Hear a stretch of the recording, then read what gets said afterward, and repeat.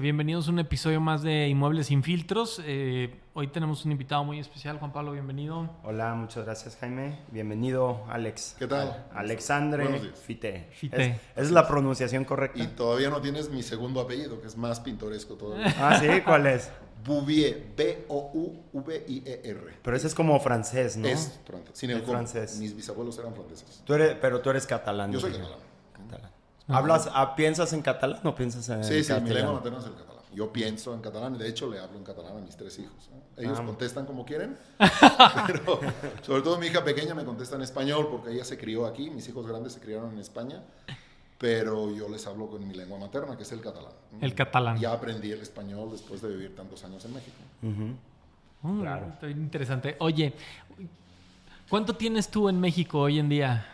Llevo 12 años en México, 12 grandes años, porque la verdad es que soy muy feliz en este país. A mí México, pueden decir lo que quieran de México, sí, la inseguridad y todos los problemas que hay, pero es un gran país y a mí realmente me acogieron como hijo. O sea, yo desde el día que llegué aquí fui acogido por mucha gente y me siento muy a gusto, de tal manera que no tengo ninguna intención de regresarme a vivir a España. Depende de quien escuche esto, no le va a gustar. Pero no, aquí me gusta mucho vivir. Y sobre todo vivir aquí en León. Se vive muy bien en León. Pese a todo lo que digan, en León se vive muy bien. O sea, tú te vienes primero a México por una cuestión obviamente personal que nos comentabas ahorita, te casas con una mexicana, Sí. Estás en México, ¿no? Pero no te trae el negocio primero es personal y luego el negocio. ¿Cómo fue esa parte? No, es que cuando yo me casé en España, yo vivía en España, nosotros somos desarrolladores en España, y en España iba todo muy bien, o sea, en el 2005, 2006 iba muy bien España, pero paralelamente, y el hecho de tener familia política aquí, hizo que empezamos un pequeño negocio aquí en León, que por cierto fue muy mal. O sea, es difícil, pero nos costó mucho vender. Hicimos una casa en el Refugio, creo. No me acuerdo en dónde, en un fraccionamiento, ¿no? En Cañado. Una casa para vender. Una casa. Fue el primer desarrollo de Indret, una casa. Y dijimos, si funciona bien y se vende rápido, buscamos inversores españoles. No, fue un desastre. Se estuvo un año, no sé qué pasó, no me acuerdo qué pasó, pero no se vendió. Igualmente, luego entraron los inversores españoles y empezamos en San Miguel de Allende, pero yo vine a México por un tema familiar. Yo me casé con una mexicana y paralelamente, cuando ya estaba funcionando muy bien en España, empezamos en el pequeño negocio que les explicaba aquí, y poco a poco el negocio de aquí me interesó más que el de España. No es que fuera mal. ¿En España qué hacían? Desarrollo vertical de tipo residencial, más bien residencial. Pero en España, bueno, llega el 2008, en el 2008 se arruinan, más bien nos arruinamos o tronamos todos los desarrolladores españoles. Haz de cuenta que la vivienda, tú tenías una vivienda hipotecada con un crédito puente por valor de 300,000 euros, para ponerte una idea, ¿no? Y la vendías a 350,000 y tenías estos 50 o 60,000 de líquido que te entraba, ¿no? La vivienda hipotecada por 300,000 llega a 2008 y esta vivienda pasa a valor de mercado 200,000 cuando la tenías endeudada, hipotecada por 300,000. O sea, es inviable. Entonces, ¿qué hacías? Le decías al banco, quédatela. Y el banco te decía, no, gracias.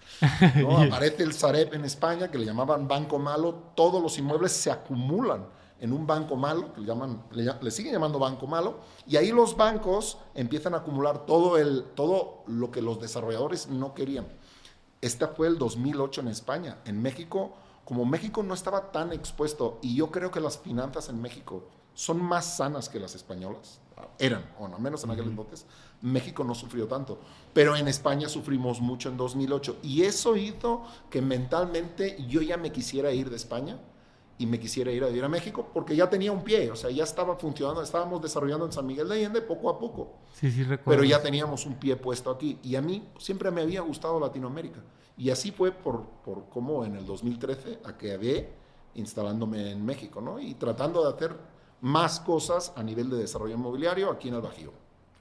En España ya no desarrollan. Sí, desarrollamos. Sí, en Aragón. ¿Y edificios? ¿En Aragón? Edificios, en la comunidad de Aragón, en un municipio llamado Huesca, pero nada más un edificio estamos haciendo y queremos hacer más cosas, pero la verdad es que lo hace el grupo Indret, pero yo ni me meto, ni entro, ni salgo, yo me ocupo de lo de México. Ok. Pero te tocó en tu momento antes No, haber participado en sí. todo. ¿En qué capacidad estabas en Inderet antes de venirte a México? Ay, no me acuerdo, pero nosotros vendíamos... Fíjate que no me acuerdo. Debíamos vender 80 o 90 departamentos al año. Ok. Sí vendíamos bastante, pero Es eran una buena absorción. pero eran departamentos caros. Sí. O sea, eran departamentos de 400,000 euros. O sea, Enfocados en un mercado mayor, joven. un mercado de gente ya consolidada. O sea, es diferente de lo que hacemos aquí. Era un mercado ya para gastarte en 2008 400,000 euros, 350,000 euros, ya hace muchos años en una vivienda. Era un nivel Era un medio nivel alto. medio alto, alto. ¿No? Dependiendo de la zona, porque estábamos en varios municipios en ¿Y Cataluña. cómo funcionaba el proceso en ese momento cuando lo hacían ustedes en España? O sea, compraban la tierra, se apalancaban, preventas, Igual que aquí. En cómo ese era el aspecto igual que aquí. O sea, si compras la tierra o te asocias con alguien, aquí se suele usar el fideicomiso, ahí se utiliza un formato que le llaman permuta, y construías, prevendíamos, unas veces iba bien, otras veces iba mal. La diferencia es que en España, digamos que las cosas están más regladas. No es que la administración sea más rápida que aquí, pero digamos que es más ordenado ahí, las reglas están más claras a seguir, ¿no? La dificultad de desarrollar es la misma, es más, los impuestos son más altos en España. En España se paga, cuando tú hipotecas una vivienda con un clásico de crédito puente, pagas el 1% al banco, bueno, al SAT de allá. Aquí no se paga. El acceso a registro público en España es carísimo. Carísimo. Aquí, al menos... Los costos de titulación, todo Sí, esto. no, muy caro, muy caro. Aquí al menos, aquí en el estado de Guanajuato, pues son 1,000 pesos la inscripción o algo así, o 1,200. Sí, de ¿no? registro público. Pero aquí, en Querétaro, no es así. Sí, no, en Querétaro Querétaro. es mucho más caro. Y Sí, no, claro. no sé el Estado de México o la Ciudad de México, pero aquí somos bastante afortunados. Pero al final el desarrollo inmobiliario es parecido a aquí. Nada más que ahí sí hacíamos nada más desarrollos verticales y aquí nos centramos más en el tema horizontal. Ok. Y cuando llegas a México, pues llegas con esta manera de pensar como desarrollador español y dices, me voy por este caminito y te topas con pared con algo, encuentras obstáculos, encuentras sorpresas. Hay cosas muy divertidas, muy divertidas. Esto te lo puedo explicar mi socio Héctor Marmolejo porque es muy divertido. Yo llegué aquí, pues claro, yo ya sabía cómo funcionaba el negocio en México, pero nunca había vivido el día a día, ¿no? Entonces llegamos, le digo a Héctor, oye, déjame tener el control de la chequera porque pues yo soy más financiero que otra cosa. Está bien, perfecto. Entonces, todavía me acuerdo de cómo es el mexicano, que es muy divertido. Porque en España somos más directos al decir las cosas. Oye, Jaime, me debes dinero, págame, ¿no? Juan Pablo, oye, te presté. El vencimiento no paga. No, el mexicano le cuesta mucho afrontar y decir estas cosas. Entonces, yo me acuerdo que le debíamos a un proveedor y el proveedor me decía, oye, Alex, ¿me apoyas? Y yo le preguntaba a Héctor, oye, este individuo me dice que le apoye. ¿Que le apoye en qué? ¿En qué? Y me dice, que le pagues. Que le pagues. ¿Y por qué no me dice que le pague? No, Alex, no entiendes esto. Es apóyame. Y luego, por ejemplo, al mexicano no le gusta hablar de dinero explícitamente, ¿no? Te hablan del flujo. O sea, oye, no tengo flujo. Y al principio preguntaba, ¿flujo de qué? ¿Cuál flujo no tienes? Que no tengo dinero. Y esas son las cosas divertidas, pero cuando yo llegué aquí, había cosas que no. Estas cosas yo no las entendía. ¿Por qué? Porque en España te llama al banco y te dice, el vencimiento es mañana, paga o ya verás. No, aquí la gente es muy educada en México, ¿no? Y empieza, oye, fíjate que se me atoró el no sé qué, para decirte que les pagues, porque les debes, porque les debes. Sí, tienen que justificar su... No tienes que justificar nada. Yo te debo dinero, te debo de pagar. No, el mexicano que es muy educado y le cuesta mucho el enfrentamiento directo, el mexicano te lo enfoca de una manera muy educada. Y yo no entendía esta manera de actuar del mexicano. Al principio, en un mes ya tenía las cosas. ya me fui adaptando. No, ya te adaptas fácil, no, y me apoyas. No, ese tanto lo tengo, ¿no? Y luego, para ustedes que están en las ventas, cuando no vendes, ¿cómo están las ventas? Muy tranquilas. ¿Cómo andan las ventas? Tranquilas. Oye, ¿qué significa que andan tranquilas? No se mueve nada, güey. Borde de la quiebra. Y luego, cuando no llegaste al objetivo, es en México, que es muy divertido también, ¿eh? Es no se pudo. No pude. No se pudo. No se pudo. Es No. un ente, o sea, fue Algo superior a mí. sí, algo súper. No se pudo. Estas cosas sí son muy divertidas, pero a alguien de fuera le cuesta entenderlas al principio. Entenderlas en el tema de irte adaptando a como la gente Sí. habla. Y en el tema, por decirte, tú cuando llegas a desarrollar aquí, el primer proyecto fue San Miguel. Sí. Creo que ahí fue donde yo los conocí, En San Miguel. en San Miguel de Allende. Hicimos Cerca de la Nissan. Estaba No sé cerca, dónde está la Nissan. No me cerca acuerdo. de Libramiento Zavala, ahí por las ventanas, en este bulevar. Sí, más Construyeron- yendo a Dolores. Más yendo a Dolores. Y ahí, ese es el primer desarrollo grande que hacen en México. Primero hicimos uno que se llamaba San Jorge, ¿En dónde? en una colonia medio popular, pero bien, que se llamaba San Luis Rey. En Silao, No, en San Miguel de Allende. en San Miguel de Allende. Eran como, no me acuerdo cuántas eran, 70, 80 viviendas, que las empezamos a vender, las vendimos bien rápido, y luego apareció la gripe, no sé si era el H1N1, no sé qué año fue. Ah, Sí, sí, eso debe de haber 2019. sido... No, hombre, no. esto es el 2009. tiempo de Calderón. 2009. Por ahí. 2009. Y lo que vendimos, yo creo que prevendimos el 80% en un año. Nos estuvimos 3 años más para vender el 20% restante. O sea, fue muy curioso. Pero sí empezamos con buen pie en San Miguel. Después... ¿Qué no- tipo de producto era? Era una casa de 80, 90 metros. Es una casa que ahora se vendería en 2 millones de pesos. En ese tiempo, ¿en cuánto se vendía? Me acuerdo, 700,000, 800,000. ¿Quién era tu cliente? ¿El Infonavit? O sea, El Infonavit, O sea, gente con Infonavit. Gente con Infonavit, pero no lo más básico, sino gente ya con unos cargos, digamos, intermedios, a lo mejor gerenciales. Ok. ¿Sí? Ajá. Gerenciales. Y nos fue bien, y luego iniciamos otro fraccionamiento. Ya eran como 700 viviendas que hicimos en San Miguel, rumbo a Dolores. Sí, ese lo ¿Sí? recuerdo, ese lo sí. conocí. Este lo vendimos ya hace tiempo y sí fue un éxito. Realmente fue un buen éxito comercial. Y ese tenían, ese también era ese segmento, ¿no? De vivienda. Incluso más bajo. Ok. Empezamos más bajo y acabamos vendiendo cerca de $1,000,000, pero estamos hablando de 2010. Me acuerdo que ¿eh? tenían una camioneta que llevaba a la gente del centro al Sí. desarrollo. Sí. Sí, Mira, o sea- mira, ustedes que se dedican a la venta y son buenos en eso, ahí hicimos, fíjate, nosotros teníamos una idea y era vender a los sanmiguelenses. Pero los sanmiguelenses generalmente están en economías informales. Meseros, de Sí, todo. gente O sea, de tema de hotel, hotelería, más turismo sí, al turismo. tema. muy enfocado al turismo y nos costaba vender. Y hubo un gerente que entró nuevo, ¿m? que dijo, nos estamos equivocando de enfoque. Hay que vender a los chilangos. Ujú. Que ellos pueden ejercer su crédito Infonavit. Gracias. Infonavit. Y fue tomar esta decisión, dejar de mirar el mercado sanmiguelense, porque al final sí los bancos tienen esquemas para que la gente informal le puedas dar un crédito, Sí. pero es muy difícil.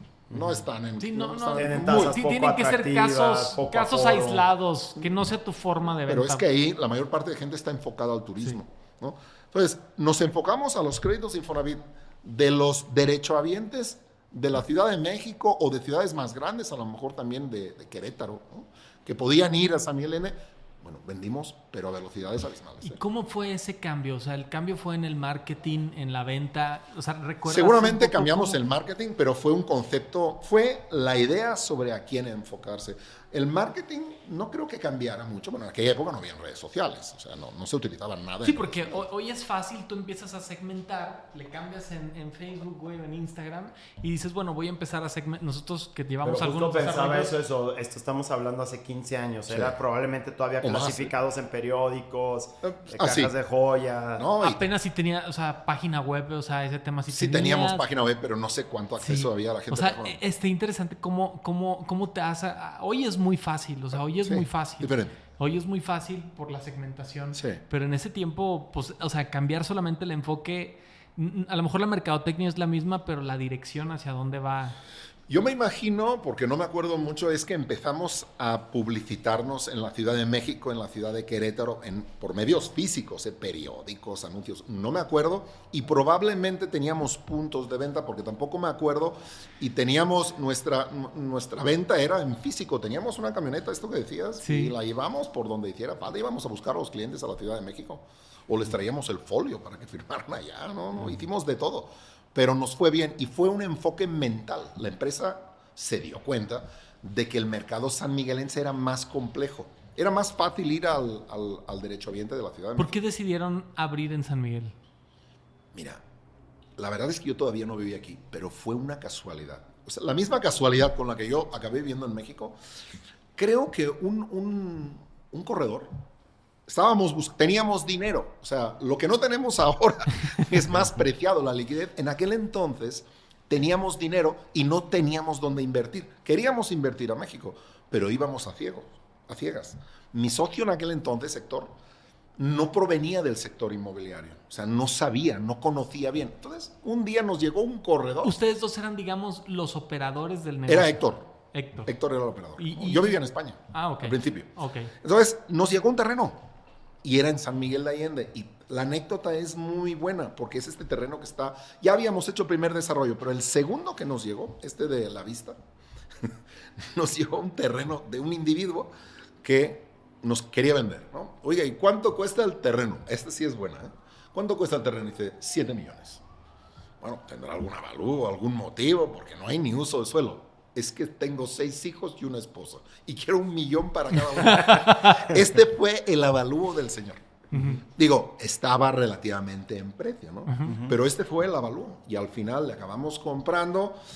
Nosotros introdujimos una manera de comprar y era condicionada. O sea, el terreno estaba lejos del centro urbano y pues, no había ni uso de suelo, creo. No me acuerdo, no había uso de suelo. Había que hacer unos servicios. No había servicios, tuvimos que construir planta, ¿no?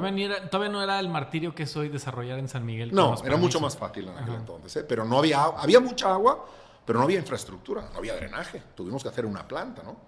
Entonces, al dueño le dijimos, está bien, le entramos a su avalúo de 7 millones, ¿no? Nada más que tiene que estar condicionado a los permisos. Era algo que hace 20 años no se usaba. No entendía. Era un señor, Don Chon, todavía me acuerdo, era un señor de bajos conocimientos. O sea, él decía, sí, ejidatario seguramente. No, era propiedad privada, ¿no? Pero él decía, yo quiero 7 millones y les escrituro. Y nosotros le decíamos, no, nosotros le daremos 1. Pero el resto se lo daremos cuando tengamos, no sé, uso de suelo o licencia de urbanización. No hubo manera hasta que lo entendió. Y así transcurrió. Y así al final tuvimos permisos. Pero estuvo a punto de no hacerse. Y probablemente no hubiéramos invertido a México si no se daba esta operación. Las cosas ocurren porque ocurren. O sea, al final... ¿Cómo en ese momento recuerdas tú,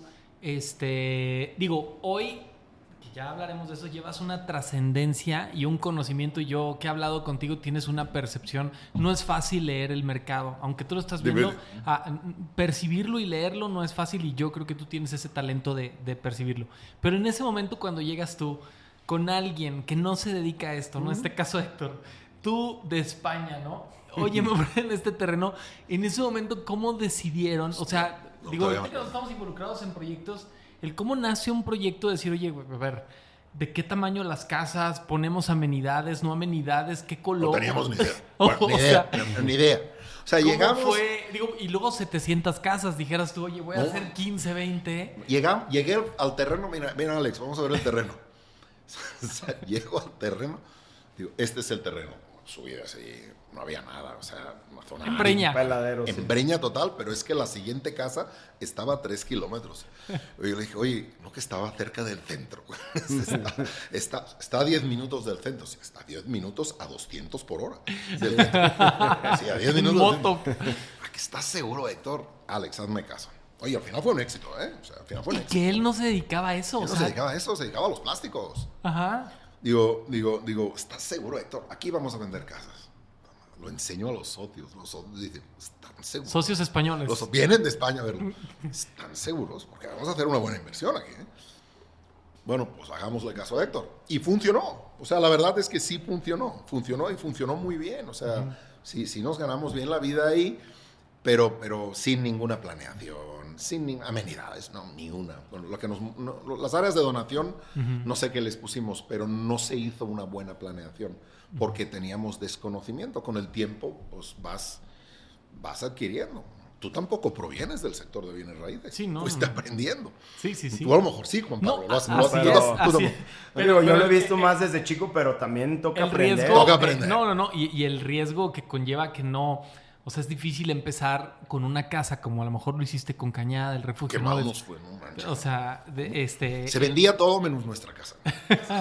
y en esos tiempos Cañada pues era... O sea, estaba en boga, sí, pues hace 15 años. Compramos un terreno, hicimos una casa, va a ser un éxito, los socios creerán en nosotros y van a invertir una millonada. La casa no se vendía. No se vendía. Uy, ¿por qué no vendemos la casa? Y al final la vendimos.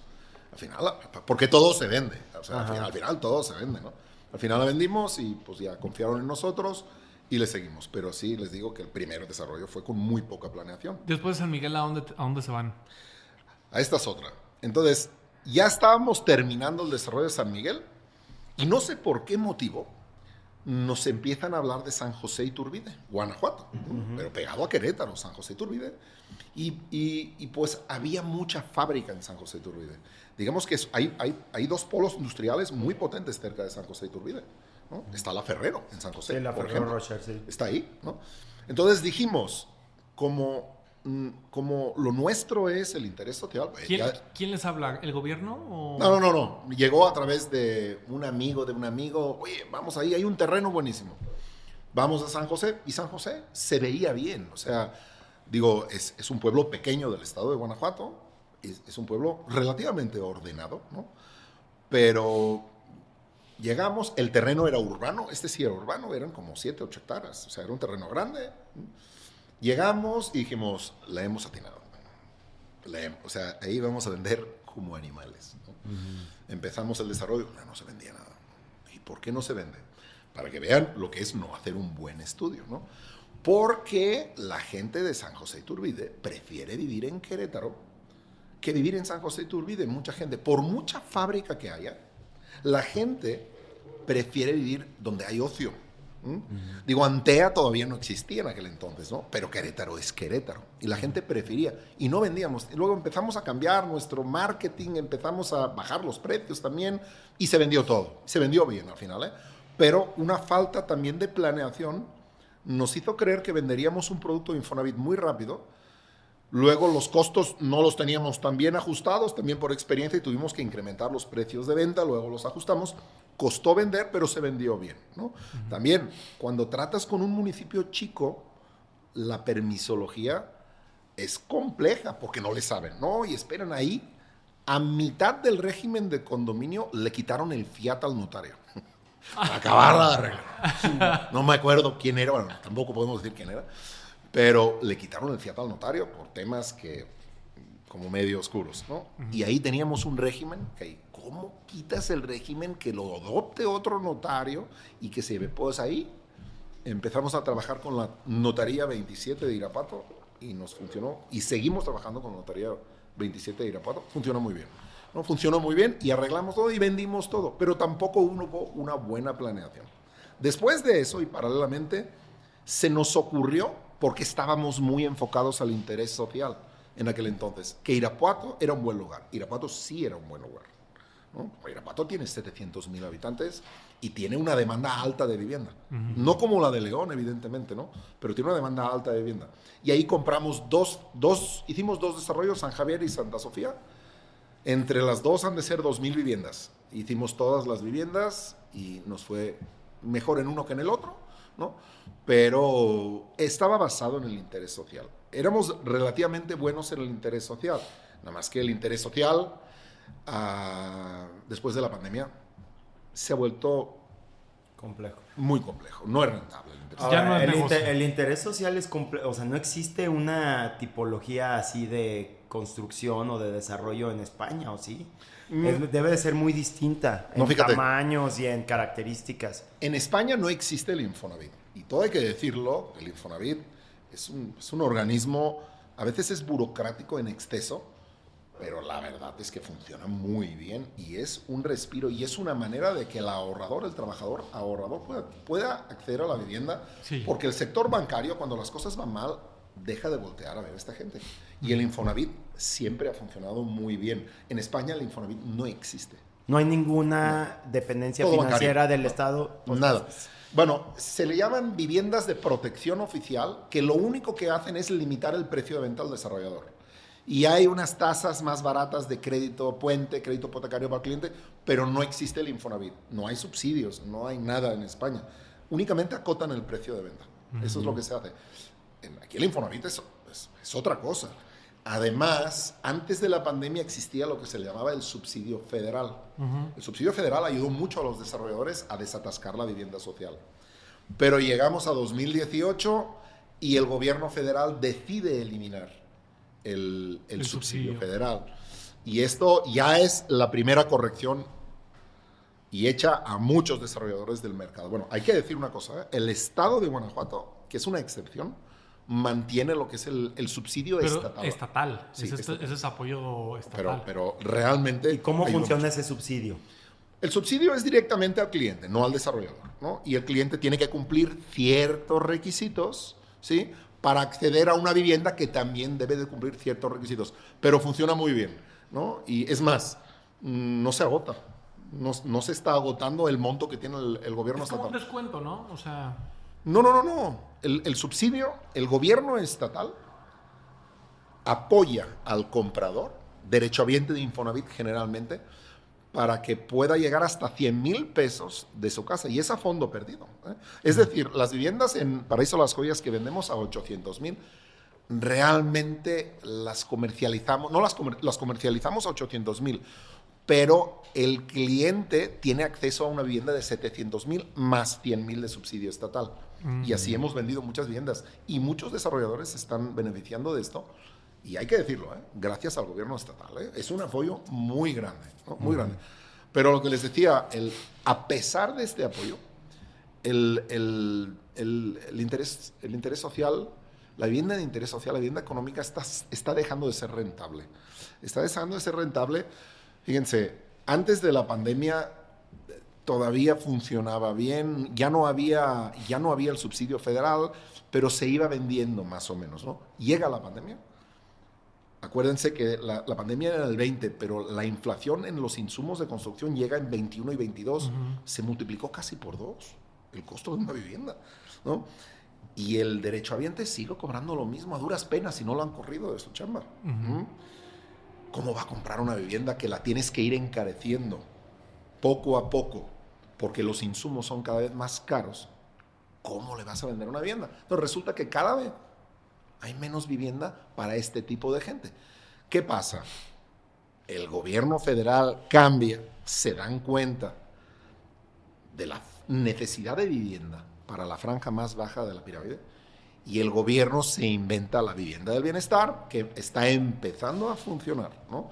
Pero realmente creemos que sí va a cubrir parte de esta demanda. Pero eso va a tronar, o sea, si ya de por sí no era negocio para el desarrollador, lo que hemos reflexionado nosotros es que viene a tronar al desarrollador que está intentando hacer todavía desarrollo de vivienda social. ¿Por qué? Porque el Infonavit pues no trae costo financiero, no trae temas de impuestos, o sea, no trae una cuestión fiscal, no trae un marketing. Tiene un precio muy atractivo. Nos hablaban de 600,000 pesos, ¿no? O sea, el tope son 620,000 pesos. Pero están vendiendo a 10,000 pesos el metro.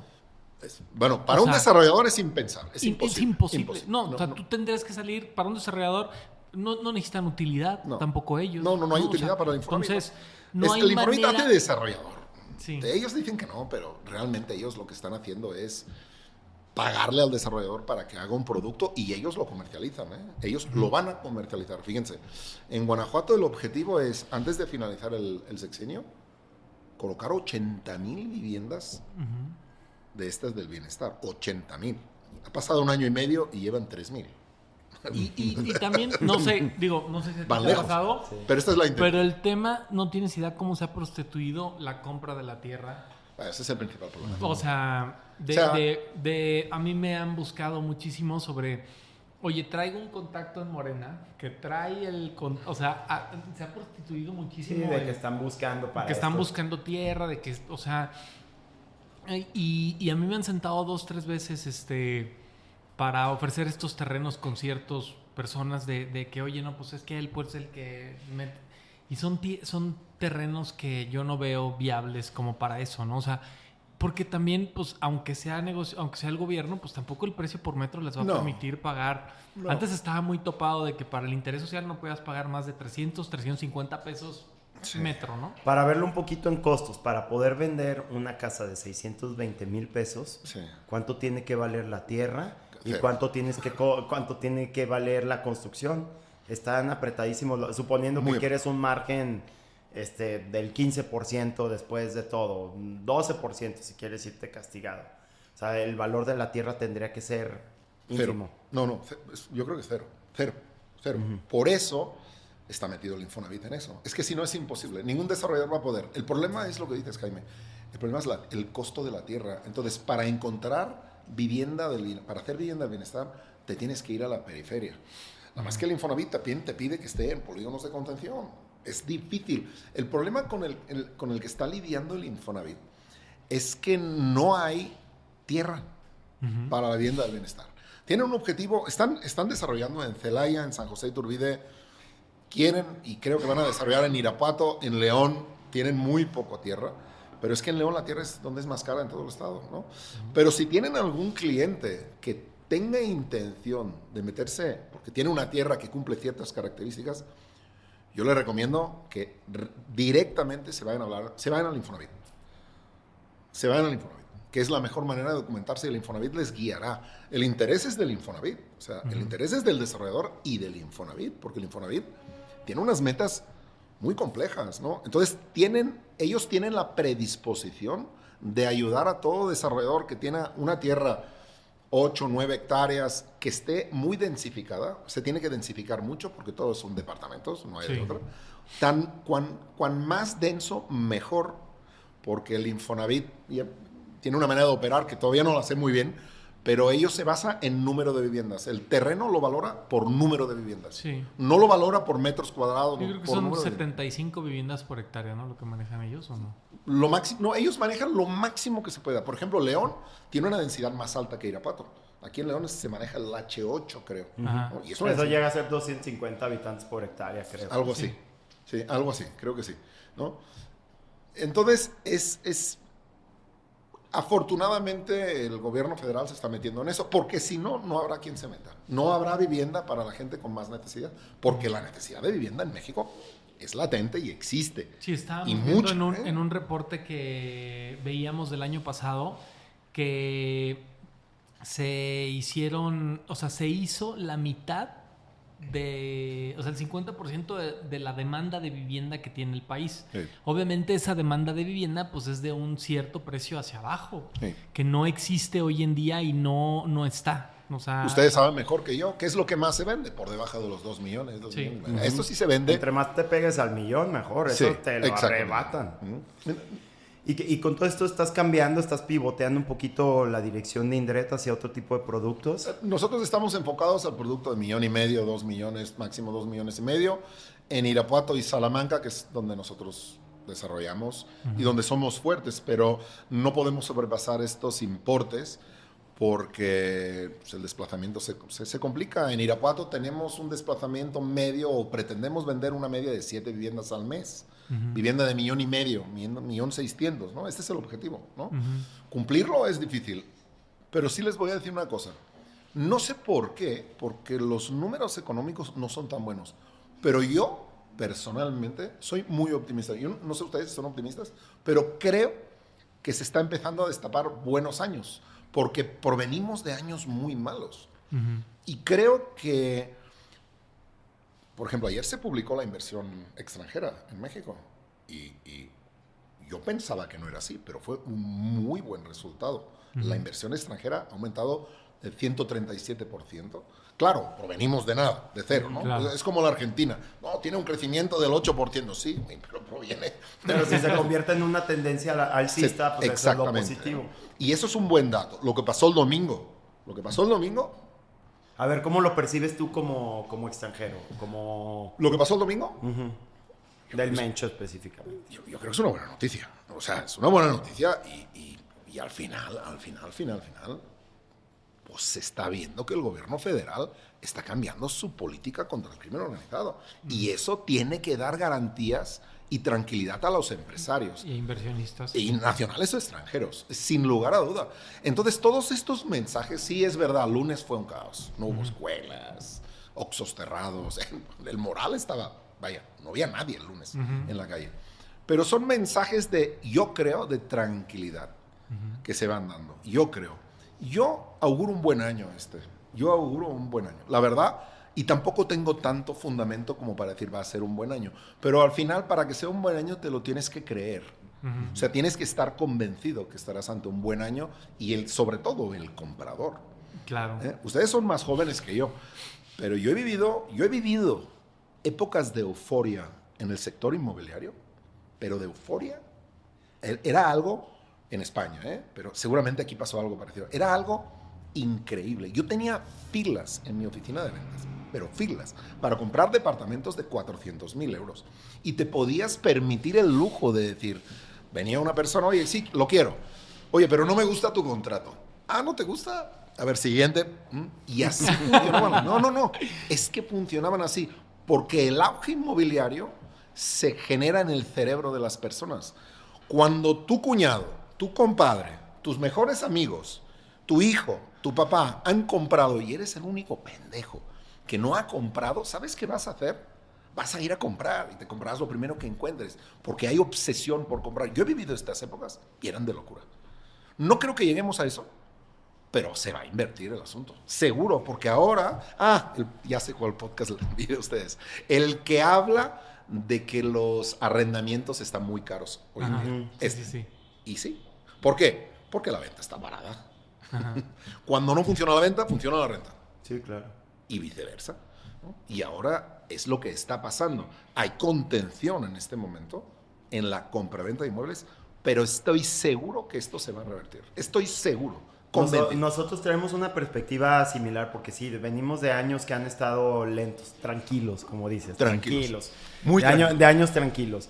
Sin embargo, venimos de un cambio de gobierno, empieza a haber gasto público poco a poco, hay reorganizaciones. Sí. Tal vez la señal del nuevo gobierno no fue la ideal, sobre todo en un estado como el nuestro, que es 100% de oposición. Sí. Eso tiene un impacto. Sí. Pero empiezas a ver señales y sobre todo empieza a haber otra vez producto, porque hubo un tiempo en el que en León se agotó el producto de ciertas tipologías. ¿Pero por qué? El desarrollador no desarrolla. Y aquí hablabas ahora de momentos de euforia. Yo creo que Guanajuato vivió un momento así más o menos como entre el 2014 y el 2017, sí. Que fue cuando pegó muy fuerte el tema de Puerto Interior, toda la llegada de extranjeros, todo lo demás, y había... O sea, se vendían las cosas, o sea, te podías equivocar gravemente, pero se vendían. Y veías los dimes de Softec y demás, veías grandes absorciones que hoy no están necesariamente ahí, también porque se encareció tanto. Entonces tarda el mercado en alcanzar este nuevo nivel de precios, probablemente esa puede ser otra señal. Sin embargo, yo creo lo mismo, y también históricamente o sea, bueno, al menos comparativamente con el sexenio pasado, que me tocó estar ya activo económicamente, fue muy diferente los primeros 2 años que los años 3 y 4 intermedios de un gobierno que en esta ciudad en particular no gustaba nada. Sí. Pero aquí, con todo y pandemia, ¿cómo se movieron las cosas en el 2021 y 2022? Sí, se movieron. Pero también era algo raro. O sea, porque, primero, ocurrieron 2 cosas. En el sector del interés social en el que yo estaba en 2020-21, empezó a surgir un tipo de pánico de que se acaba el mundo, mejor ejerza mi crédito en Fonavit. Y vendimos todo. Y en el sector más top, porque yo vi cómo se vendían las viviendas de una vez en plena pandemia, se vendieron como pan caliente. Pero ¿qué pasó? La inflación era tan bestia en 2021, inflación brutal, descontrolada, tasas de interés para arriba, que la gente que tenía un guardadito de dinero en efectivo salió y compró inmuebles. Pero este dinero, no digo que se haya acabado, pero se limitó. ¿Y qué pasó en este tipo de vivienda? Que se detuvo la venta. Pero yo vi cómo inició la venta de una vez. Fue una brutalidad cómo se vendió una vez. Pero se vendió, no había nada hecho. Y vendían, y vendían, y vendían, y vendían. Y un buen día se detuvo. ¿Cierto? Y el vertical en León, en mi opinión, ustedes saben más que yo de esto, en mi opinión está un poco sobresaturado o sobreofertado, cierto vertical. Sí, había hasta hace poco el último dato que traíamos casi 3,000 viviendas ofertadas en zona norte en proceso. ¿3,000? 3,000, eso era inventario como para 6 años, 7 años. O sea, yo no tenemos el dato preciso, pero creo que era la absorción anual de vivienda vertical, zona norte, rondaba los 300 departamentos anuales. Entonces, pues te pones a pensar. Ahora, ahí puedes descartar muchas propiedades que no se concluyeron por problemas del desarrollo, edificios que tal vez no están hechos en las zonas adecuadas. A lo mejor. Porque lo que está hecho en las zonas adecuadas se vende. Lo que está hecho de manera correcta, en cumplimiento de lo que se ofrece, todo lo demás, se vende. Y tiene una buena colocación. Todo lo demás, muchas veces también estos pininos de nuevos desarrolladores que empiezan demoliendo una casa y demás, se pueden equivocar gravemente en su estructura de capital y demás, y ahí se queda atorado el edificio. Hay varios. Y ves varios así, de chiquitos y grandotes. Y de grandotes. Sí, también colocados en lugares donde a lo mejor si te lo hubieras llevado 1 kilómetro hacia otro lado, ese edificio hubiera sido un hitazo, ¿no? O del lado equivocado del bulevar. Eso lo hemos dicho muchas veces. O sea, no es lo mismo desarrollar de este lado de Insurgentes que del otro lado. Sí. O sea, así es el tema. Y nosotros vemos el tema, como bien lo mencionas, la verticalidad. Todavía lo horizontal en León todavía tiene mucha asequibilidad en la gente, ¿no? ¿Tú en León solamente has desarrollado interés social? Solamente estamos desarrollando. Mira, pero nosotros nos estamos reinventando porque al final nosotros que éramos muy fuertes en el interés social y nos estamos saliendo. A lo mejor le entramos a la vivienda del bienestar porque sí tenemos tierra para hacerlo. Lo estamos viendo si lo hacemos, pero aquí en León, sobre todo, lo que hemos hecho es cambiar nuestro enfoque y empezar con nuevas líneas de negocio relacionadas con la construcción. Lo que hacemos son diseños y construcción de casas para quien quiera un arquitecto que le construya, y nos está yendo bien. O sea, nivel residencial, pero ya ni tan nivel residencial, porque aceptamos hasta casas de 2 millones de pesos. ¿Por qué? También les voy a decir la verdad. Hay mucha gente que tiene su subcuenta de vivienda y su crédito Infonavit y lo quiere aplicar a hacer su propia casa. ¿Saben cuántos arquitectos están inscritos en el Registro Único de Vivienda y en el padrón de constructores? 0. En la delegación de Guanajuato, 4. 4. ¿Y sabes cuántos lo utilizan? 1. Es un nicho de mercado muy bestia que nadie está utilizando, pero sí es cierto que nos encontramos en un mercado donde ha habido muchas estafas de muchos arquitectos. Hay muy buenos, pero que nos encontramos con gente que ya viene de otros arquitectos, que ya les dieron anticipo y se desaparecieron. Oye, ¿nos puede hacer la casa? ¿No? Y eso es reinventarse. ¿Por qué? Porque nuestro sector es cada día menos rentable.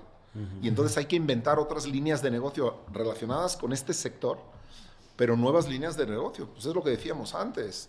Nosotros en España, menos de un margen del 25-30%, ni volteábamos a ver una operación. Y estoy seguro que en México era igual hace 30 años.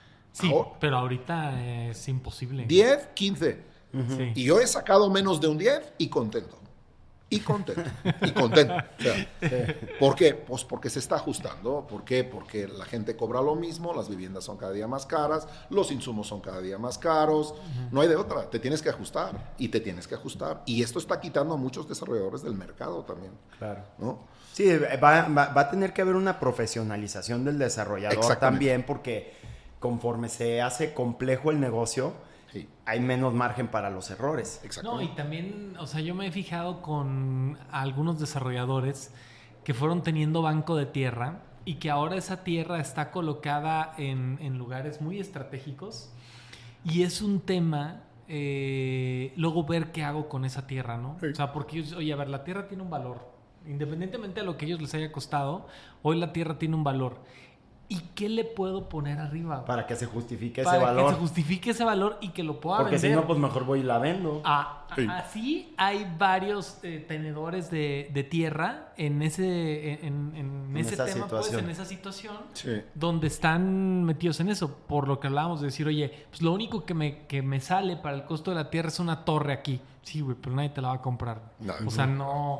Eso. Sí, no porque tengas la factibilidad jurídica, lo hemos dicho, tienes la factibilidad comercial para hacerlo. O esperar también, ¿no? Deja la tierra dormir un rato, porque a lo mejor ahora no estamos en la mejor situación del ciclo económico y hay que esperar a lo mejor unos meses o un año, o esperar a acabar este año, que yo creo que sí va a detonar y ya vamos a tener un cambio de ciclo, que es lo que yo creo. Oye, y la verdad, lo creo tanto de que estoy poniendo más inventario del que toca a la venta, preparándonos porque creemos que sí habrá un boom de compradores. Ok. Eso sí lo estamos Yo, haciendo. yo coincido y tuvimos un dato de lo que platicaba Paco Alardo, un invitado que tuvimos hace tiempo. Hubo otra plática reciente con él, no en el podcast. Y le decíamos, oye, a ver, ¿cómo fue el 2025? Porque, o sea, platicas con la gente de aquí de la industria y escuchas de todo. Sí. Hay gente que le fue muy bien, Sí. hay gente que, o sea, hasta los ves tristes. Y él está dedicado a traer al tema industrial. Solamente Él opera para high sitios ticket. AG, ellos traen grandes clientes industriales para Sí. desarrollos completos, con due diligence de la tierra, procesos, todo lo demás. Y le decíamos, bueno, el 2025 fue un buen año para ellos con respecto al 2024. Y ellos creen que el 2026 va a ser aún mejor por una razón. En junio se renegocia el TEMEC. Uh-huh. Entonces, daba una analogía, algo así, corrígeme, como de, pues ellos ya tienen una carpeta así de clientes que dicen, nada más vemos qué dicen en junio, y si sí, ya avanzan. Entonces, obviamente no son No, y movimientos aparte han que... estado colocando bodegas y tierra y todo. O sea, nos dijo que 2025 en la zona de Bajío había sido, o sea, ellos les fue muy bien en Bajío, ¿no? Y bueno, porque él hacía referencia de que cuando Monterrey se estacionaba, el Bajío crecía y viceversa. ¿Ah, sí? Cuando el Bajío se estacionaba, el Monterrey subía. bueno, toda esa zona subía. Entonces ahorita Monterrey se está estacionando. Entonces ya nos toca subir. Y entonces Bajío... Sí, son los ciclos. Que Sí, son son los como ciclos. ciclos de 5 o 6 años, decía él. Bajío en el 2025 tuvo muy buena colocación para el tema industrial. Dice, nomás que ustedes ahorita no lo ven porque nosotros ya vendimos la tierra o la renta de la bodega y se está construyendo la bodega, se está haciendo la nave, se está preparando todo para en año y medio, 2 años estar funcionando. O sea, pero esa compra ya se hizo y eso va a traer esa derrama. Sí, o sea, y esa derrama no la vas a ver tal vez directa en el 2026.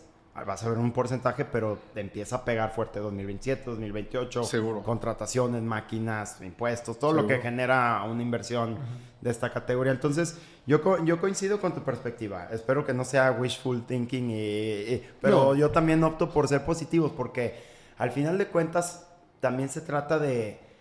Está en nuestras manos. O sea, siento que quienes como empresarios ponen todo en es que el pinche gobierno, pues bueno, algo mejor ya tiene no que hagas ver. nada, mejor ya no hagas nada. Mejor ya no hagas nada, porque al final de cuentas la iniciativa privada sí tiene ese potencial de mover las cosas. Y si tú estás en un mindset de estar generando y de estar viendo, obviamente con toda la preparación y tratando de hacer el producto adecuado para salir adelante, siempre habrá un mercado. Y sobre todo en la inmobiliaria, nosotros lo decimos, la gente necesita un lugar donde vivir, donde trabajar, donde producir, donde comprar. Eso siempre se necesita y las poblaciones como la de México crecen. Es diferente el caso de una población como la española. Crecen y mucho, México. Crece mucho. Ya se está frenando este crecimiento, pero sigue creciendo a lo bestia México. O sea, las familias ya han bajado el número de hijos, ¿no? A ver, ¿cuántos hijos tienes tú? Sí, yo voy por el tercero. Bueno, tú tienes 2. Yo tengo 3. Bueno, tampoco somos no estamos en la media. La media va a estar en 1 o 2 hijos. Sí, como España. España está en menos de 1, creo. Sí. Sí, no, ahí la Además población tienen una población principalmente vieja, ¿no? vieja y migrante. Vieja, migrante, y bueno, toda esta población vieja la tiene que mantener una fuerza laboral joven que es básicamente inexistente. Los inmigrantes. Los inmigrantes. Es que no hay mano de obra en España. O sea, la mano de obra se tiene que importar de Latinoamérica o de Marruecos. Porque no hay. O sea, nos quejamos de los inmigrantes, pero no hay quien trabaje en España. Tú te vas a una obra en España y de los que trabajan en la construcción, me gustaría ver cuántos españoles hay. Si es el 5%, por ejemplo, cuando yo vivía ahí, me acuerdo, los que colocaban el mármol en la fachada eran pakistaníes. Los albañiles, marroquíes. Los no sé qué, los fierreros, bolivianos. Los españoles no hacen ciertas ¿Ya cosas. legales? Sí, no, Sí, ya. si no se puede trabajar. Ahí sí está ilegalizado, no pongas un pie. O sea, en España no creo que haya una sola empresa o muy pocas que no tengan a toda la gente en el Seguro Social. Es impensable. O sea, te enfrentas a unas sanciones Terrible. de cerrar la empresa. No se puede. No se puede. Digo, Pues qué bien, ¿no? en mi empresa no hay nadie fuera del Seguro Social, aquí, ¿no? Pero sé de muchas empresas y muchos arquitectos precisamente que no aseguran a sus albañiles. No los aseguran. Claro, abaratas costos, compites más. pero no los aseguran. Y eso sí es una imprudencia. Oye, Alex, a ver, una cosa que ha pasado, una tendencia que hubo en México precisamente como alrededor de la pandemia y cuando, creo que empezó sobre todo cuando empezó el sexenio pasado, 2018. Empezó a haber toda esta inversión mexicana y latinoamericana en España. Sobre todo en Madrid. Sobre todo en Madrid, o sea, como era el Golden Ticket o la Golden Visa de mete 500,000 euros y te da tu pasaporte español. ¿Qué piensas de eso? ¿Cómo? Bueno, España es un país envejecido, como decíamos.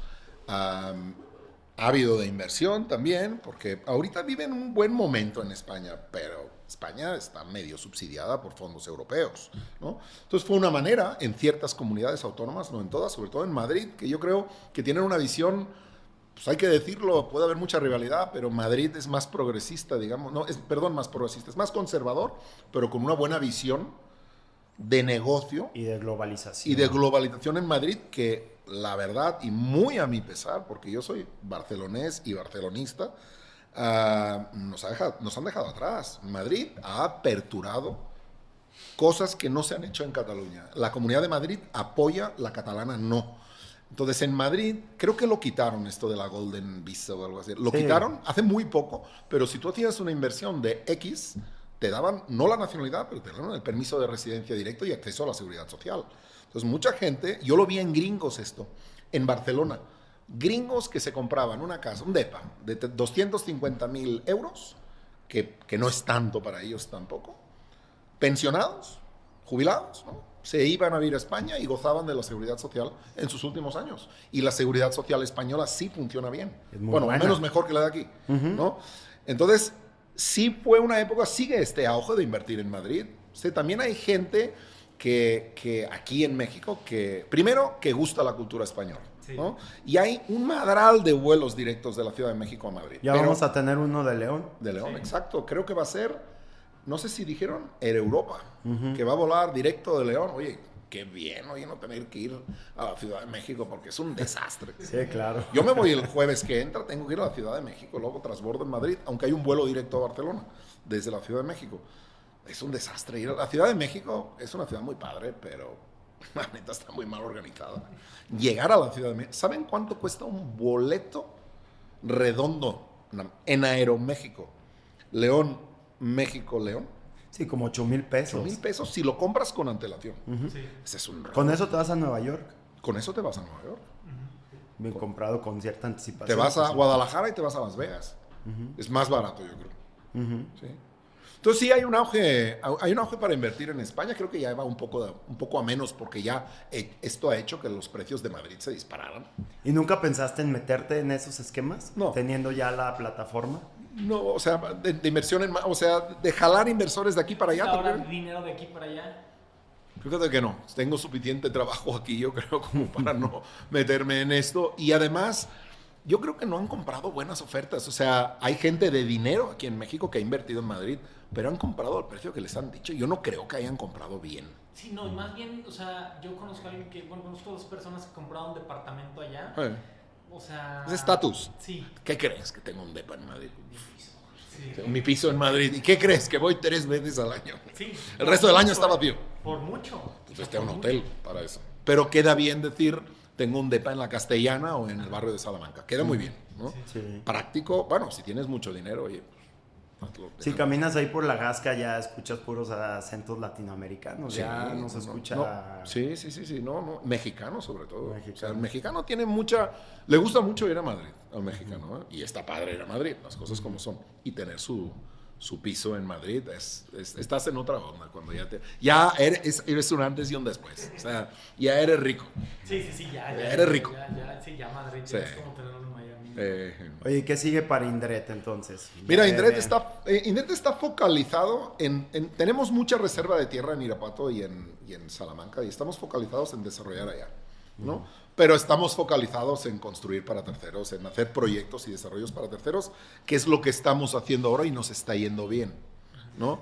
Y lo estamos haciendo, digo, de hecho la empresa ya no tiene abasto para seguir, o sea, tenemos que ampliar plantilla. Eso implica un alto grado de personalización y Sí, de atención totalmente. al cliente. Sí. Eso es complejo contra lo que estabas acostumbrado a hacer, que es un molde, digamos, de casas, parejas con una sola descripción acá. ¿Cómo fue ese movimiento? Fíjate, Juan Pablo, no, pero nosotros tenemos una virtud, defectos muchos también, pero alguna que otra virtud tenemos también. La empresa está preparada para hacer eso, porque la empresa sí tiene una plantilla especializada, ¿no? Hemos tenido que hacer ciertos retoques, ¿no? Pero la empresa, nuestra empresa, Indret, es una empresa certificada en ISO 9001-2015, que esto no creo que lo encuentres en ningún arquitecto de aquí. Y es una empresa certificada en la certificación Prime. La certificación Prime garantiza que Indret tiene gobierno corporativo y transparencia en sus finanzas. Claro, somos todo lo contrario a lo que te encuentras a muchos arquitectos que van con una mano delante y una detrás a hacerte una casa con tu anticipo, ¿no? ¿Qué ocurre? Hombre, es un tema de confianza. Cuando tú recibes a tu cliente en el Starbucks y le sacas un contrato sacado del colegio de abogados, de estos que relléname, y cuando le hablas de la postventa y que lo único que te quieren es bajar un anticipo, oye, sí genera desconfianza. Nosotros hasta garantizamos con una fianza el 30% de anticipo para iniciar una construcción, para que el cliente se quede tranquilo. O sea, eso sí, nos ha costado mucho dinero hacer eso, ¿eh?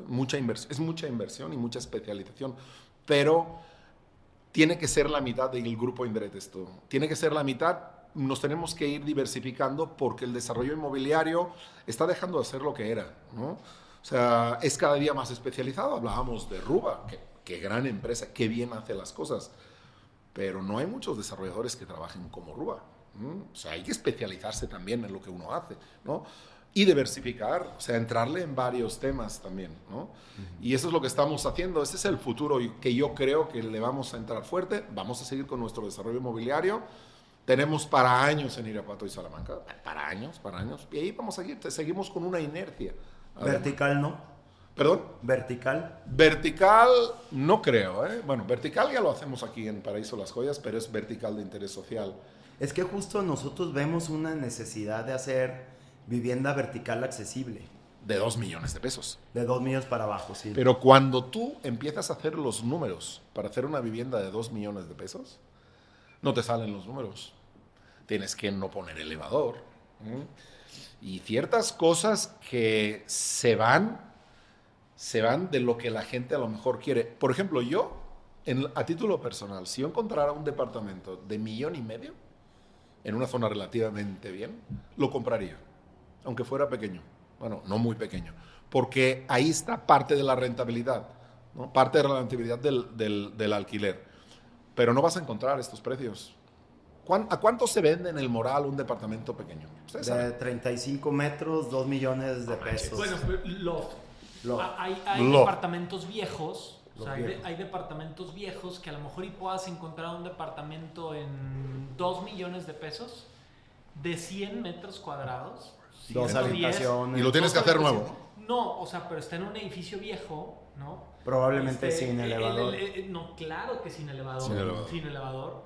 De estos a lo mejor con los lugares compartidos, güey, ¿no? Sí. Donde uno... Llegas y abres una reja y metes tu coche. Ahí en el Moral hay tu muchos. coche y alguien te tapa y te tienes que organizar. Son con el desarrollos vecino verticales de los 80, de los 90. 80s.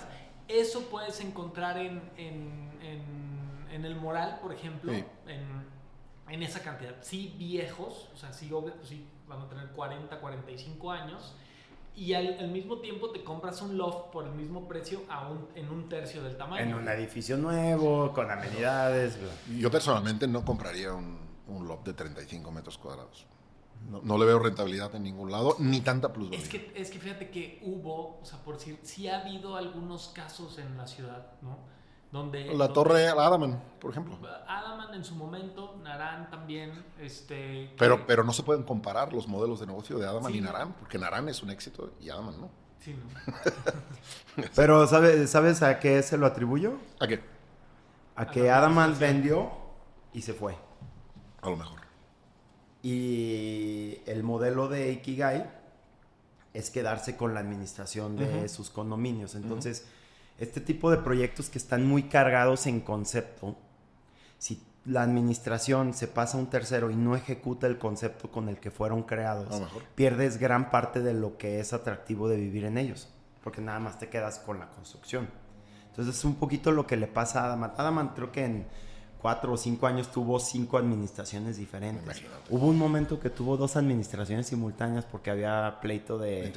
Entre ellos, entonces como que pagaban la luz y así puntos, y luego ya había como 2 planillas en pugna, algo muy raro, ¿no? Oye, pero lo que eso a mí... me ha pasado, eso sí ya lo he visto. O sea, 2 administradores en el mismo edificio. Sí. Obviamente eso fue un tema temporal, seguramente por un pleito, un tema jurídico, pero supimos que eso pasó. Sí, a mí me tocó en un fracción... pues ahí en Cañada de Diamante hubo ese pedo, güey. ¿Te acuerdas que hubo así...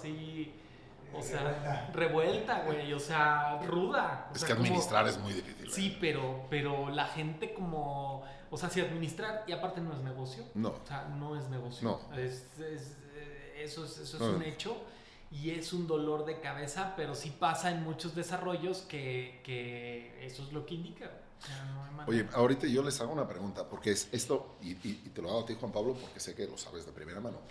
¿Cómo fue? Y es porque ahorita, ¿por qué te pregunto esto? ¿Cómo fue? ¿Fue muy buena la venta o la preventa de Narán? Sí, de la primera fase. Pero es que Narán nunca tuvo una preventa tradicional. Narán, y ya nos lo platicarán cuando vengan, porque van a venir aquí los de Ikigai a platicar al podcast. Pero te platico a grandes rasgos. Narán es un proyecto que se hizo con un levantamiento de capital para la primera fase. Ajá. Con tickets de 3 millones de pesos. Tú podías quedarte como inversionista meramente financiero, sin tener un intercambio inmobiliario. O tú podías hacer, a través de un convenio modificatorio, quedarte con un producto del que se estaba desarrollando a un precio que, si te platico, ibas a decir, órale, o sea, había opciones de 17,000 pesos el metro. Imagínate. Te estoy hablando del 2017, o sea, no, hace tiempo ya, pero eso era muy bajo. Entonces, obviamente, hubo una buena absorción, se armó un buen equipo, un buen grupo de inversionistas. ¿Pero fue buen negocio? No fue buen negocio. Ahí va yo. O sea, Narán se sacó adelante. Fue un buen negocio para quienes compraron ahí. Para quienes compraron ahí es un magnífico negocio. Ahí voy. Hay quienes hay departamentos que se vendieron en 850 mil pesos y hoy se comercializan en 2 millones y medio. Imagínate. Oye, va como... eso es a lo que voy. Va como 2.5 el factor. Y ha seguido creciendo constantemente la plusvalía de Narán. Ya se desaceleró un poco Hubo años en los que estuvo pegado al 14, 18%. Sobre todo pandemia. Pandemia tuvo muy buen movimiento 2021, 2022. Pero Narán, esto es algo que también es interesante. Narán tiene una absorción activa. Te puedo dar el dato exacto, lo puedo checar, pero el año pasado se deben de haber revendido en Narán unos 18 o 22 departamentos. O sea, es una absorción casi de 2 departamentos al mes de un producto terminado. Tiene una colocación en rentas muy alta, superior al 95% de manera permanente. Una tasa de renovación de contratos del 60%, es un muy buen índice. O sea, eso te habla un poco de que la gente está contenta ahí. ¿Qué pasa con los lofts? Muchas veces ese es el producto de entrada, ese es el que más rápido se renta, pero lo que pasa es que llega la gente, vive un año en él y dice, bueno, ya me gustó Narán, ya le voy a meter 2,000 pesos más y me voy a ir a uno que tenga mi cuarto solo. Me voy a hacer, porque por 2,000 pesos te compras otros 15, 20 metros cuadrados. A lo que yo iba es que a veces el negocio no lo hace el desarrollador. A mí me tocó en España. Hicimos una operación inmobiliaria. Hombre, sí hubo utilidad, pero no aquello que dices el 30. Fue menos, ¿no? En aquel entonces. Pero quien realmente le fue bien es el que me compró a mí y revendió. A estos güeyes sacaron un buen margen. Y eso es lo que pasó en Narán. Por eso te lo preguntaba. Eso, ¿sabes quién creo que lo ha podido como desarrollador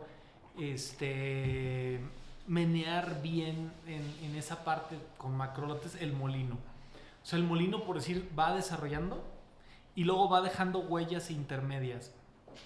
Entonces va plusvalizando y se va ya quedando con esa plusvalía el desarrollador, ¿no? Porque sí pasó, o sea, como que también muchos ya se han dado cuenta, entonces va sacando, saca el 1, el 2, el 3 no lo desarrolla, se va al 4, al 5, y ya cuando están todos aclientados se regresa al que estaba antes En un precio más y lo alto. vende al precio comercial de mercado que está el coto, o sea, con la utilidad, ¿no? Cuando sus costos de tierra Sí. siguen siendo los mismos, ¿no? Sí. O sea, No, y entonces, además lo compraron hace un siglo. o sea, hace un chingo, ¿no? Entonces, sí he notado eso, en... o Pero sea, ve también los valores del molino. ¿Cuándo habrá salido? ¿2013, 2014 a la venta? por ahí. Nos Sí. platicó Arturo.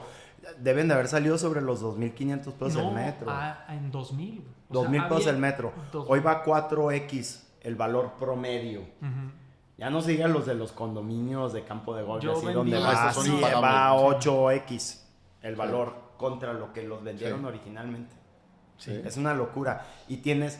Yo siempre he visto como algo bueno invertir en estos desarrollos que son muy grandes porque hay un ritmo de plusvalía que te va marcando el desarrollador. Depende. O sea, ahí depende Bueno, sí del depende. desarrollador. Sí, porque tienes Porque- que confiar Pero en que lo esta va a gente de hacer. DMI lo hace muy bien. O sea, hay Sí. que reconocer que el Sí, molino sí, claro. está muy bien hecho. No, y lo que pasa es de que ellos, o sea, todo lo que van manejando en el entorno y cómo lo van haciendo está muy bien. Porque luego cuando son muy grandes, también hay algunos que no dejan llegar a la plusvalía al comprador. Sí. O Pero el molino, por ejemplo, tiene lo que está dentro de lo que es el complejo molino, el campo de golf. Sí. Luego ahí tiene sus clústeres, ¿no? Nosotros como empresa estamos haciendo 2 casas en el molino, pero una es mía, ¿no? Y yo compré en Valles B, Ujú. ¿sí? Entonces, cuando yo compré, había un auge de compra, para comprar ahí, ¿no? El molino ya había vendido todo. Cuando yo compré, yo compré un particular, ¿no? Y siento que compré hace un año, visto ahora cómo se vende, compré barato. Ahorita y ya estoy contento, ¿no? Pero ellos, es lo que tú dices, ellos se basan en su propia, ellos plusvalizan su propio negocio. Sí, su propio ¿no? negocio. Ellos tienen lo de dentro, luego tienen lo de Lomas y lo de Valles, ¿no? Sí, y Vistas. ¿Qué es Vistas? Vistas está arriba de Valles. Es como un valles, pero Ah. como está en una zona en más una alta, es zona Vistas. elevada, se llama Muy vistas, bien. pero Entonces son las mismas bueno, configuraciones. Está lo que es condominio 1 y 2, Sí. ¿no? Luego condominio, hay un condominio ahí que se llama, que nomás es una calle, Ajá. muy privado también, creo que es condominio 16, Ajá. ¿no? Y luego está el 15, 14, 13, 12, 11, 10, ¿no? Esos son adentro del campo. Y luego afuera Pero está... sin colindar con el campo. Sin Sin colindar con el campo. Luego y ya está abierto condominio 5 y condominio 6. Y luego está afuera todos los lomas. 1, 2, 3, 4, Que van a ser, 5. creo que 9, Hay ¿no? 10, 10. hasta 10. Ahorita van hasta el 5. Ya están en preventa en el 6. Y luego está Valles A, Valles B, Valles C. No, Valles D no, Valles D. Valles D, perdón. O sea, pasa del B al Sí. D. Ajá, D. Y para después abrir el C. Exactamente. Y luego viene Vistas hacia arriba. Ah. Entonces, lo que tienes también en este pool, mira, ahí Es está. Todo esto es el master plan del molino. Obviamente yo ya he visto que se ha ido modificando un poquito la traza, Ah, ya. pero Y luego tienes los macrolotes, aquellos macrolotes que se vendieron macrolotes de hectárea, Sí. hectárea y media, ¿no? Y también hay algunos divididos, hay casas de ese esos tamaño. tienen una densidad máxima de 12 unidades.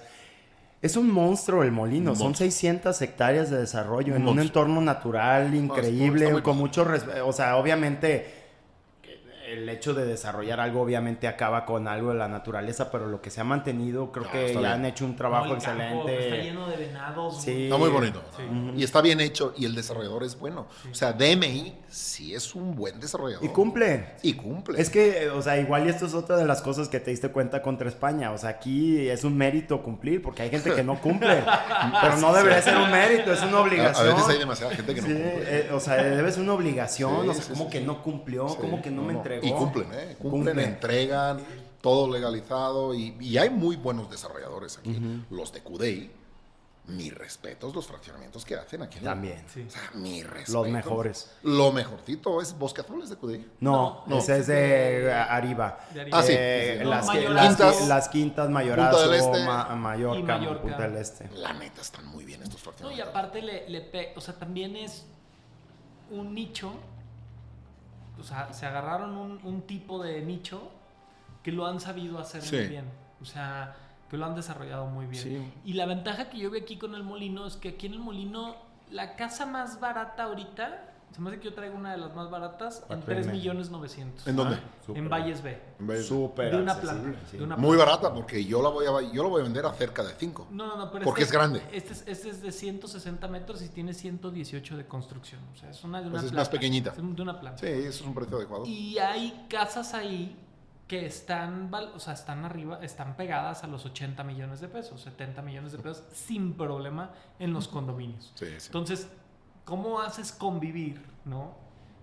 A esas diferencias. De todo bajo la misma sombrilla del molino. De todo bajo la misma Pues bueno, sombrilla es que es del parte molino, de la estrategia que comercial. lo han sabido Sí. manejar muy bien. Lo han sabido cómo manejar cómo muy se bien, ¿no? maneja así por fuera.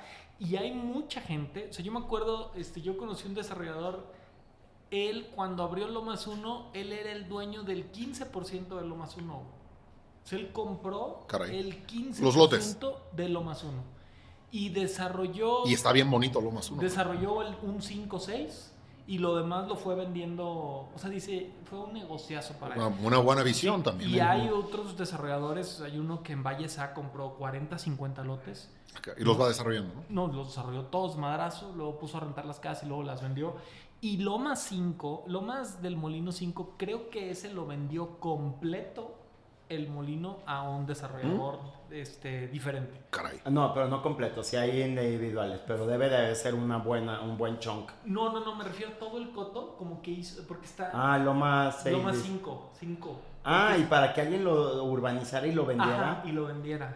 Ok. Algo así hicieron. Para que lo urbanizara. Porque ese te lo escritura otra persona moral. Mira, eso no me lo Es otra sabía. persona moral. Pero el condominio 12 o 13 estuvieron a punto de venderlo a un... El 13 estuvo guardado como reserva, eso es lo que decía ¿cuál es? Jaime, o sea, hicieron primero el 15, Ajá. luego, este es el 15, este es el 16 que decía, luego el 14, se saltaron el 13, que y fue se fueron esto, al 12. se fueron al 12, 11, 10, Y cuando estaban lanzando lanzaron con un mayor precio por estar más cerca de la entrada. Caray. Sí, bueno, este puede ser todo un caso de estudio para quienes nos escuchen y quieran escuchar un poquito más sobre el molino, el episodio con Arturo Doblado. Entrevistamos a Arturo Doblado, que fue el gerente Director comercial de y el director de comercial de activo para toda la comercialización del molino, y nos platica de todo lo que implicó su lanzamiento y demás. Yo creo que a la fecha Arturo es quien más sabe del molino. Bueno, probablemente igual y activo no le va a caer muy bien este comentario, pero Arturo tiene muy claro lo que es el molino, sus valores. Entonces, yo siempre que me dan algo a vender ahí, Arturo, ¿cómo está? ¿Qué opinas? ¿Qué opinas? Bueno, mientras no la traes tú, porque Sí, seguramente de la cajón, puedes traer. casi siempre así de chin, ya lo trae Pero, Arturo. ¿saben cuántos asesores tiene el molino? Bien poquitos, 7 o 8. sí. Y ellos venden todo, ¿eh? Todo. Y llevan mucho tiempo trabajando Sí, ahí. sí, son los mismos. Llevan mucho tiempo. Sí.